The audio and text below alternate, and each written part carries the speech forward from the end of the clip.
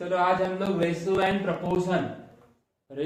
Proportion के अंदर में जो प्रैक्टिस सेट था वो 4.1 याद आ रहा है आप लोगों को। उसमें आपको रिड्यूस्ड फॉर्म बताना है। रिड्यूस्ड फॉर्म का मतलब होता है सिंपलेस्ट फॉर्म। क्या खोज रही। ओके चल रिड्यूस्ड पढ़ता लगा तो सही लगा तो ओके। रिड्यूस फॉर्म का मतलब क्या होता है? सिंपलेस्ट फॉर्म मतलब छोटा फॉर्म अपने को बनाना पड़ता है। पर सबसे पहले बता दें कि first quantity divide by second quantity तो कर लेंगे, ये तो कर लेंगे है ना। इसका आंसर तो मैं लिख लूंगा, मगर यहाँ 3.8 है केजी, ये केजी में है, ये जीएम में है, ये किलोग्राम में है, ये ग्राम में। तो एक तो पूरा ग्राम में लाओ, ये तो पूरा किलोग्राम में लाओ। Is it clear? इसको कितने से मल्टीप्लाई करोगे? ग्राम में लाओगे तो ये ग्राम में आ गया। तो ऑलरेडी ये तो ग्राम में पहले से ही है। ये हो गया यूनिट सेम। यूनिट सेम होना जरूरी है। आ गया बराबर। 3800 अब हम क्या करना चाहिए, ये मल्टीप्लाई कर लेते। 38 पॉइंट इंटू 1 है 38। 1 2 3 0 है ना, पर यहाँ डेसिमल पॉइंट लगा हुआ है, दिखा? ये डेसिमल पॉइंट को मैंने यहाँ लगा दिया। ठीक है, एक मिनट थोड़ा सा लिंक सेंड कर दूं मैं आप लोगों को।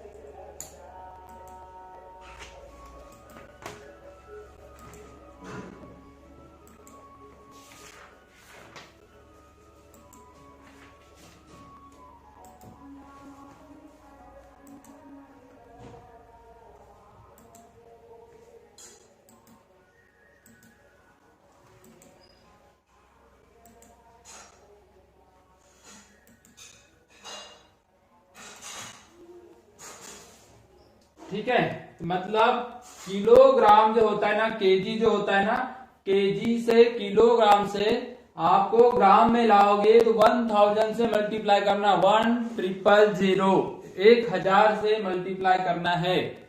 ओके, और अपोजिट है, ग्राम से जब किलोग्राम में जाओगे तो डिवाइड करना है ना। ग्राम वाली क्वांटिटी थोड़ी बड़ी दिखती है और किलोग्राम वाली बहुत छोटी दिखती है। ओके, हाँ, किलो जबकि बड़ा होता है, केजी में बड़ा होता है ना, इसीलिए छोटी दिखती है। तो देखो 3.8 को 1000 से मल्टीप्लाई किया मैंने तो मेरे को ग्राम मिला। दोनों क्वांटिटी अगर मान लो यूनिट सेम नहीं रहा तो आप कोई भी रेशियो का सिंपलेस्ट फॉर्म फाइंड नहीं कर सकते। For finding the simplest form any type of two quantities having same units then find the reduced form. 1900 everyone knows that. ये डेसिमल पॉइंट के बाद में जीरो लगा रहा, कोई काम का नहीं होता, उसको छोड़ दो। फिर से सेम यहां देखो, मिनट सेकंड ऐसा नहीं चलता ना। 1 मिनट हाउ मेनी सेकंड? 60 से मल्टीप्लाई करना पड़ेगा। और कितने सेकंड्स है? 20 सेकंड्स है। Is it clear? ये 5 मिनट 5 × 60 प्लस 6, नीचे 6 है तो कर लो प्लस 6 कितना हो रहा है? 440 डिवाइड बाय 306, 440 डिवाइड बाय 306। अब इसको कैसे भी करके आप उसको सिंपलेस्ट फॉर्म में ला सकते हो।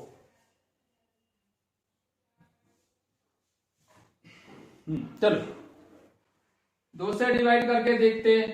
2 यहाँ तो चलेगा, 2 का यहाँ जा रहा है क्या? हाँ जाएगा। तो 10 से करना था। 10 से करेंगे तो 6 है ना, ये आ जाएगा, आखिरी में 0 होना उसके लिए। तो ये आ गया 220 डिवाइड बाय 150। अब इसके बाद डिवाइड होने के चांसेस नहीं है, इसलिए इसका रिक्वायर्ड रेशियो कितना आया? 220:153। ये रिक्वायर्ड रेशियो हमने सिंपलेस्ट फॉर्म में ला दी, रिड्यूस्ड फॉर्म में ला दी। Okay, is it clear everyone? Now the next,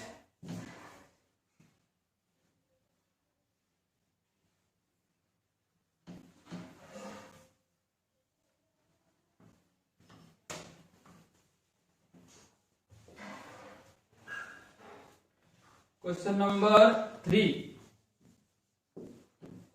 क्या बोलता है? Express the following in percentage, express the percentage as ratio, express percentage as ratio in reduced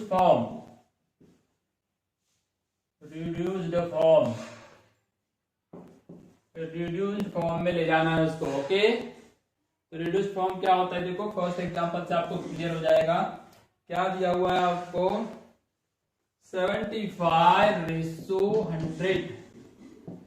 75:100। ये देखो रेशो का साइन नहीं वाला, तो इसको कैसा लिखोगे? ये फर्स्ट एंटीसीडेंट, ये कॉन्सिक्वेंट, ओके, ये 75:100। अब ये हो गया परसेंटेज फॉर्म। ये क्या हो गया? Percentage form. इसको ऐसा भी लिख सकते हो 75%। और आपको तो रिड्यूस फॉर्म चाहिए ना, तो ये 25 के टेबल में दोनों आते हैं ना, तो 25 क्या हो गया? तो 25 into 3 कितना होता है? 25 into 3 75, 25 into 4 100, मतलब 25 क्या हो गया? 25 कैंसिल, बचेगा कितना? 3/4। ये क्या आ गया? Reduce form. फर्स्ट एग्जांपल हो गया। उसके बाद में 6.25 वाला लेते, थर्ड वाला है 6.25 परसेंटेज। मैंने अभी बता था, देखो ये परसेंटेज दिख रहा है आपको, मतलब परसेंटेज का सिंबल हटाएंगे तो डिवाइड कितना हो जाएगा? बता सकते हो क्या? ये साइन अगर हटाया परसेंटेज का तो डिवाइड कितना हो जाएगा? 100। ये देखो ये साइन हटाए तो 75% लिखते हैं, ये साइन हटाए तो डिवाइड बाय 100 लिखना पड़ता है। ये चिन्ह का है? Divide by 100। परसेंटेज का साइन नहीं है, पर अगर इसको आप लगाते हो तो ऐसा लिखेगा, नहीं लगाए तो ऐसा लिखेगा। फर्क इतना है। क्लियर? अब देखो भैया, ये 6.25 है, 6.25 है ना। अब एक काम करो, वो वाले पॉइंट हटाने के लिए क्या करना पड़ेगा मेरे को? ऊपर के पॉइंट हटाओगे तो नीचे में कितने जीरो लगेंगे? 2 जीरो लगेंगे। ये 2 के बाद पॉइंट है ना, जिसके सामने 2 जीरो लगा दो।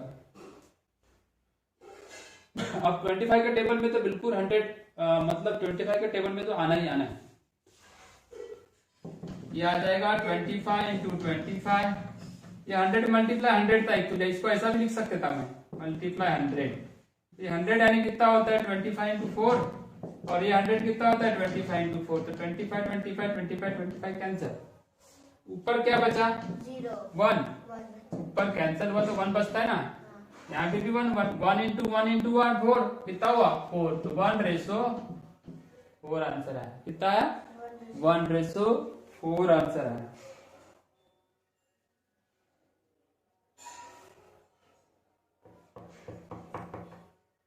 चौथे नंबर का क्या है देखते हैं। फोर्थ नंबर का 52 100।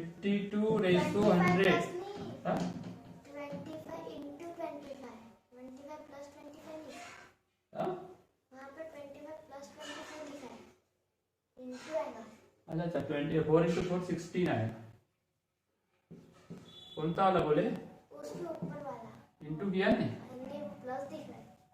नहीं ना, ये सब मल्टीप्लाई है। प्लस दिख रहा है। कैंसिल कर दे तभी तो। प्लस रहता तो कैंसिल नहीं होता। यहाँ अगर प्लस रहेगा ना तो ये कैंसिल नहीं होते कभी। डिवाइड का मतलब ये एक्चुअली रूल क्या बोलता है, इसको 25 से डिवाइड किया तो 1 आया, तो इसको भी 25 से डिवाइड किया तो 1 आया, ऐसा रूल है।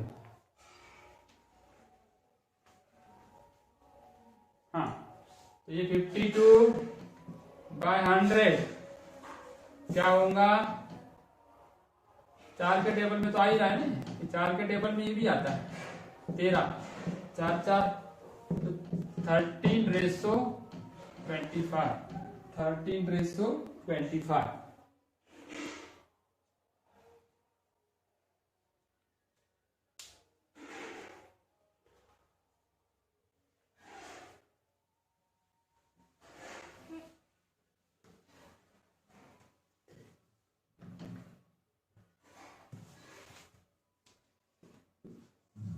0.64%,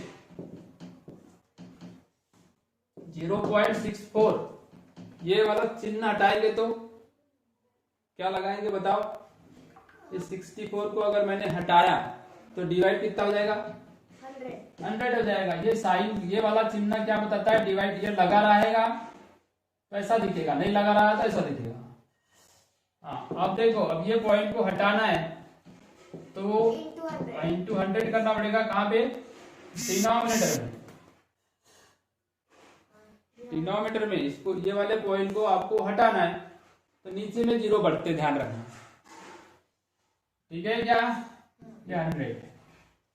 अब इसको तुम 4 इंटू 4 इंटू 4 3 बार करोगे तो 64 होता है, बराबर है। 25 इंटू 4, 25 इंटू 4, क्लियर। ये 1 2 1 2 ऊपर ऊपर के कैंसिल हुए, नीचे नीचे के भी कैंसिल हुए, तो ऊपर में क्या बचता है, तो 4 डिवाइड बाय 625, 4 डिवाइड बाय 625। ये 5 के टेबल वाला है, ये तो है नहीं, सिंपल सी बात है, तो आएगा ही नहीं। 4/625, 4/625।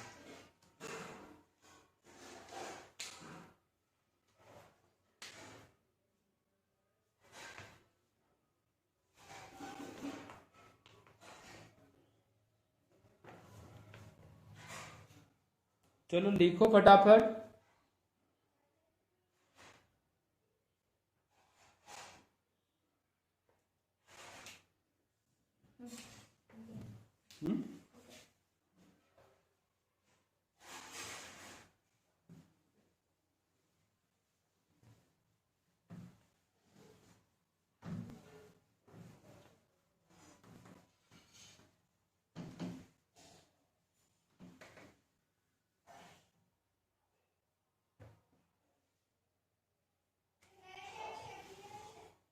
क्वेश्चन नंबर 4,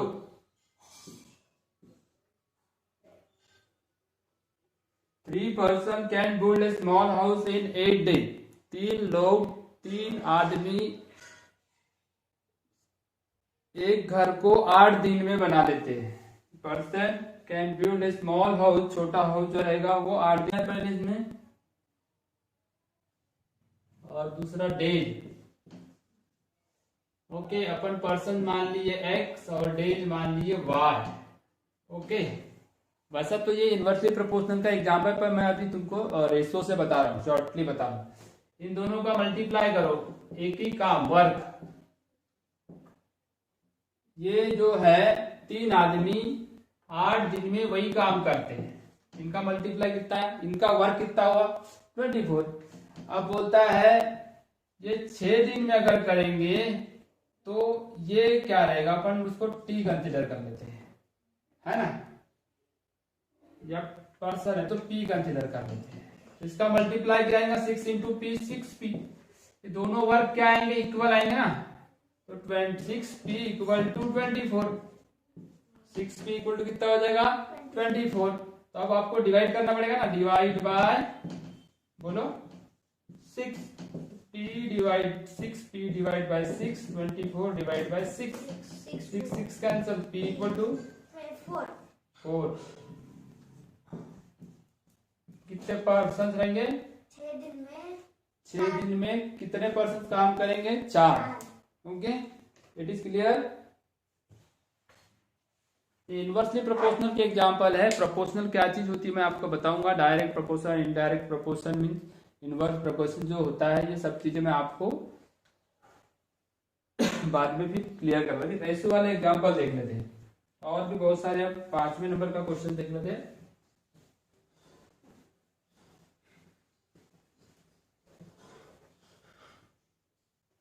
ठीक है बेटा, क्वेश्चन नंबर 5 नंबर का क्वेश्चन क्या बोलता है, convert following ratios into percentage में ले जाना। Convert the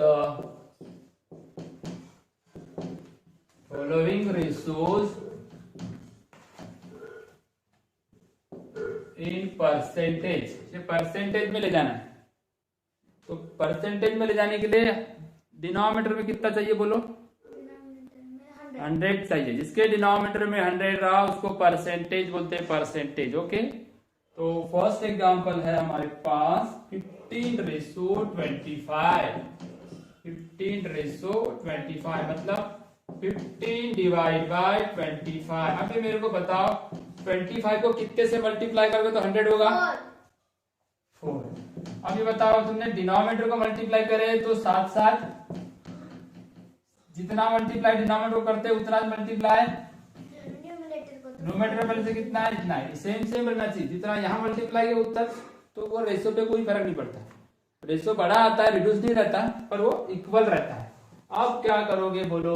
60/100। अब ये 100 हो जाएगा ना, ये 100 हो गया और ये 60 हो गया। इसका मतलब कितना परसेंट हुआ? 60%। 60 परसेंटेज में कन्वर्ट हुआ कि नहीं हुआ? दूसरा एग्जांपल क्या बोलता है? 47:50। 47 बोला ना मैंने, 42 लिखा। 47 डिवाइड बाय 50। 50 को 100 बनाने के लिए कितने से मल्टीप्लाई करोगे? 2। तो ऊपर भी कितने से करोगे? किसको करोगे? 47। तो नीचे कितना हुआ? डिनोमिनेटर कितना हुआ? 100 और ये कितना हो जाएगा? 94 मतलब 94%। 94%। थर्ड चीज क्या आ गई? 7 डिवाइड बाय 10। ये तो 10 पहले से है, यहाँ 7 है, कितने से मल्टीप्लाई करोगे? यहाँ 10 तो ऊपर भी 10 सेम से मल्टीप्लाई 70%। फोर्थ वाला 546 डिवाइड बाय 600। 600 को कितने से मल्टीप्लाई करोगे तो 100 बनेगा? मल्टीप्लाई करना पड़ेगा कि डिवाइड करना पड़ेगा? कितने से? 6। तो इसको ऐसा लिखना पड़ेगा डिवाइड बाय 6 यानी 1/6। 1/6 मतलब डेढ़ हुआ ना, नीचे लिखा ना 6। हाँ, तो ये 6 से डिवाइड करोगे तो 100 तो आएगा। अब इसको 6 से डिवाइड करोगे तो कितना बच जाएगा? जल्दी बताओ। 0 बचेगा। हाँ 91। हाँ 91 बिल्कुल सही, 91 करेक्ट आंसर है। तो कितना परसेंट हो गया फिर? 91%। अब एक ही क्वेश्चन बचा हुआ है, वो तो इजीली बन जाएगा।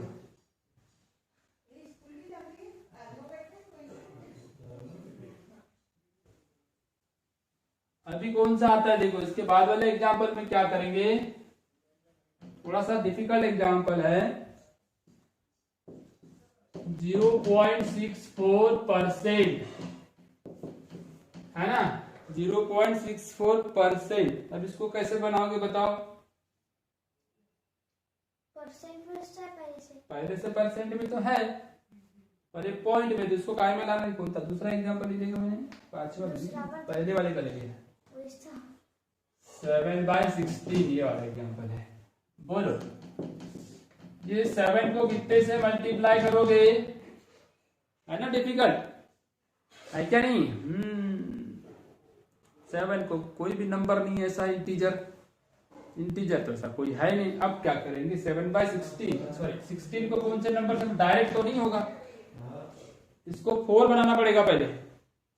16 को डिवाइड बाय 4 बनाएंगे तो डिवाइड बाय 4, इधर भी डिवाइड बाय 4 करना पड़ेगा। अब यहाँ बचेगा डिवाइड बाय 4 करोगे तो 4, तो 4 को कितने से मल्टीप्लाई करोगे तो 100 होगा?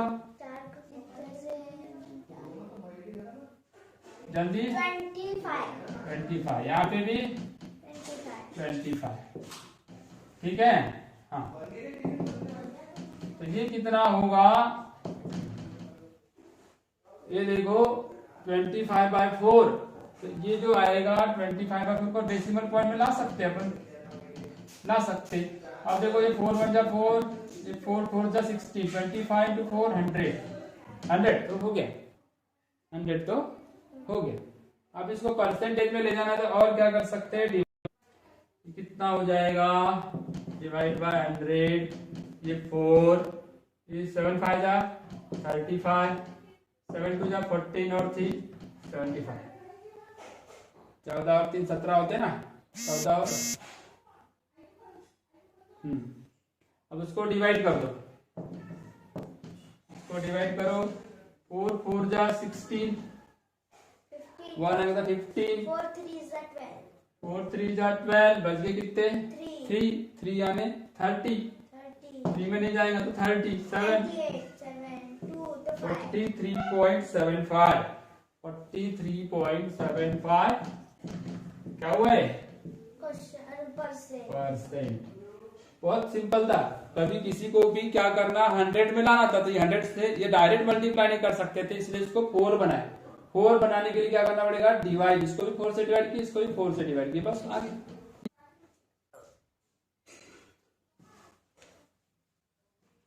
क्या टाइम हो गया? हाँ, एक लास्ट एग्जांपल ले लेते हैं,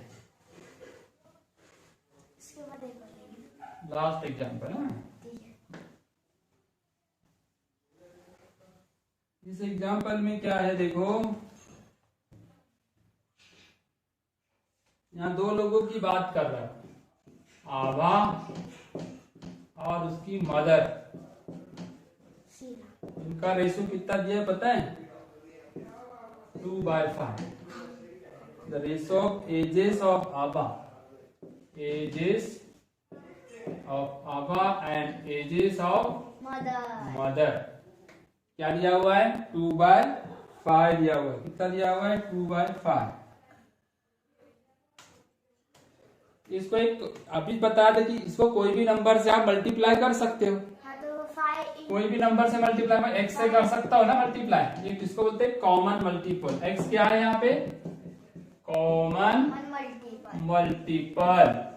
अभी बता रहे ना, कोई भी नंबर से समान कर सकते करके यहाँ 4 4 लगाया तो ज्यादा है, 100 बनाने के लिए किए थे, कर सकते, कोई फर्क नहीं पड़ता है ना। तो यहाँ पे मिलेगा therefore द प्रेजेंट, इस पे से पता क्या चलता है? प्रेजेंट एज ऑफ आभा, आभा की प्रेजेंट एज क्या आ जाएगी? 2 × x 2x and the present age of वो नहीं है मदर, मदर की प्रेजेंट एज क्या रहेगी? 5 × x 5। उसके बाद और एक कंडीशन होगी, देखना, ये तो रेशो से निकाल दिया मैंने। कभी भी रेशो दिया रहा तो एक कॉमन मल्टीपल ले लेना उस पे से। हाँ, कॉमन मल्टीपल x या y कुछ भी वेरिएबल ले लेना। कौन सा ले लेगा? वेरिएबल। 2 × x 2x, 5 × x 5। ये उनकी प्रेजेंट, जब तक x नहीं मिलेगा ना मेरे को तब तक मैं उनकी एज नहीं निकाल सकता। तब तक x निकालने के लिए और एक कंडीशन दिया होगा। अपन पढ़ते हैं दूसरी कंडीशन क्या है।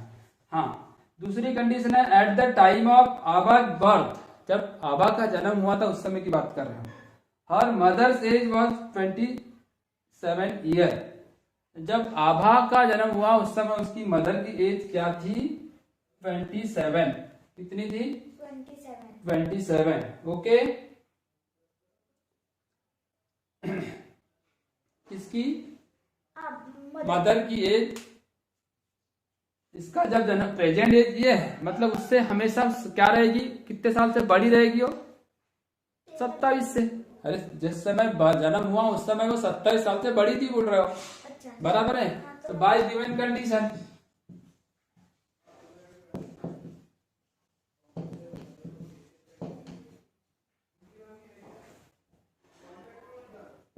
मतलब सीधे सीधे बोलोगे कि इसकी उम्र, ये देखो मदर की एज और ये उसके इसकी आभा की एज, ये मदर की एज और आभा की एज में क्या रिलेशन रहेगा? मदर उससे बड़ी रहेगी, क्योंकि जब जन्म हुआ उस समय वो 27 साल की उम्र थी, बोल रहा है। ऐसे ही लिखा था ना?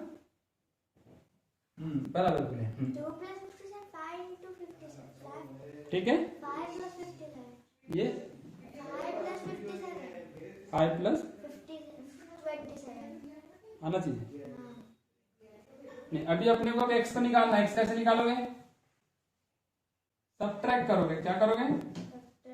Subtract by 2x। तो 5 - 2x, 2x - 2x + 27, 2x cancel, 3x। तो ये बच गया 3x = 27। फिर क्या करोगे? 9 है बाकी एज, डिवाइड करना पड़ेगा। क्या करना पड़ेगा? Divide by 3, 3x/3, 27/3। 9। तो ये कैंसिल हुआ, x की वैल्यू आ गई 9। आभा की एज नहीं है ये तो कॉमन मल्टीपल है। ये कॉमन मल्टीपल है। अभी आपको आभा की एज निकालना है। आभा की एज तो 2x थी ना, therefore the present age of Abha, Abha ही था ना, हाँ, इक्वल टू 2x मतलब 2 into 9 मतलब 18 ईयर। मम्मी की एज तो कितना ईयर थी वो? 18 ईयर थी। और the present age of mother Mother. 43 present age of her mother 43 क्या आएगी बेटा? 18 5x 5 into 9 मतलब 43 18 प्लस 27 कर देते ना। 45 ईयर। ओके, 18 प्लस 27 हाँ वो भी कर सकते हैं। 18 प्लस यहाँ पे रख सकते हो। पर वो तो 43 18 प्लस 27 आएगा 45। अरे हाँ ठीक है, तो इज इट क्लियर एवरीवन? यहाँ पे कौन सी चीज दिक्कत वाली बात थी? वो बोल रहा है कि इसको और कोई दूसरे तरीके से बना सकते थे क्या?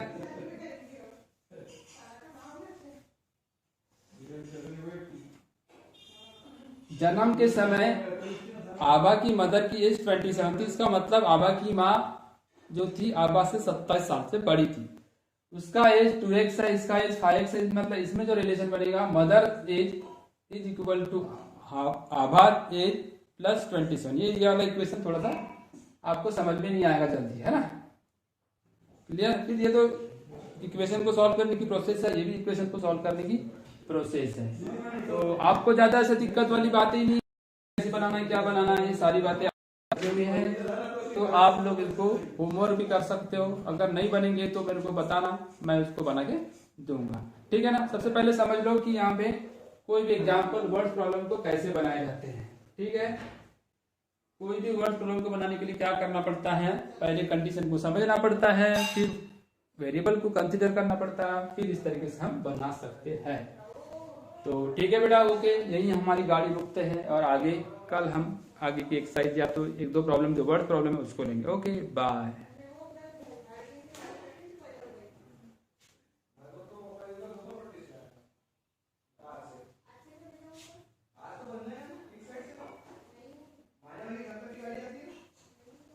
म्यूट कर रहा हूँ।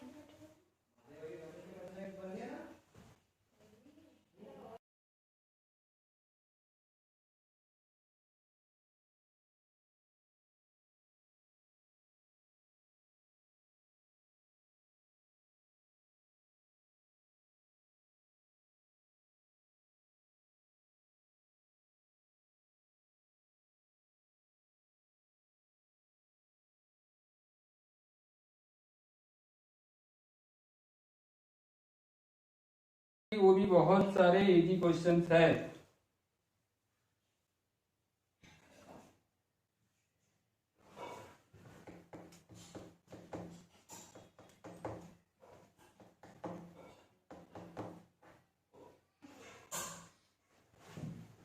ठीक है, आप भेज दो कि कौन सा क्वेश्चन आपसे बनेगा नहीं, वैसा मैं उसको बना दूंगा। ठीक है ना?